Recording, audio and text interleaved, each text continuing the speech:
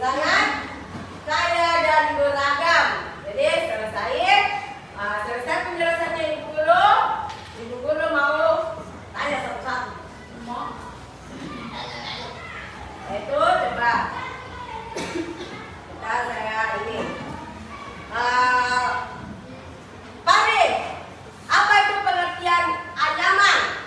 Memahami anyaman sebagai teknik menghilangkan dua set bahan secara tempat dinding untuk membentuk sebuah bidang yang menyatu dan kuat. Oke, ya itu sudah tahu ya? Itu bahwa menyatukan satu per dua bahan untuk menjadi buat ya dengan cara dianyam. Kemudian apa gitu? Bahan membuat anyaman itu modelnya bentuk-bentuk apanya itu? Apa lagi? Bahan-bahan anyaman itu ada terbagi atas, dua. Coba Alif, apa? Bahan alam dan bahan buatan. Bahan alam dan bahan buatan. Contoh sifat, bagaimana? Apa saja itu bahan alam? Pandan, rotan, bambu, Daun, lontar, enceng gondok, daun, pisang, daun lontar, bambu, apalagi rotan, ya, iya. Kalau bahan buatan, coba pizza. kertas, plastik, tali rafia, kain perca. Oh iya, kita kado, masuk juga ya, kita, ya itu biasa kita buat anyaman, ya. Oke, kemarin kita prakteknya dari kertas, ya. Kertas warna, kita bedakan warnanya dari bawah dan dengan di samping. Oke. Kemudian motif dasar anyaman itu ada berapa? Ada 3 ya. Coba awal. Anyaman sasar, anyaman kepang, anyaman tidak cukup. Anyaman sasar, anyaman kepang, anyaman tiga subuh. Ya, jadi apa itu anyaman sasar? Coba, siapa yang tahu? Oke. Anyaman sasar adalah teknik paling dasar dengan silangan satu-satu.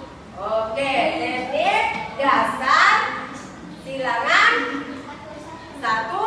Nah, itu yang kita sudah praktek ya. Tuh, kita satu-satu ya. Oke. Kemudian anyaman kepang, coba Fatima. Teknik nilai bahan atau lebih.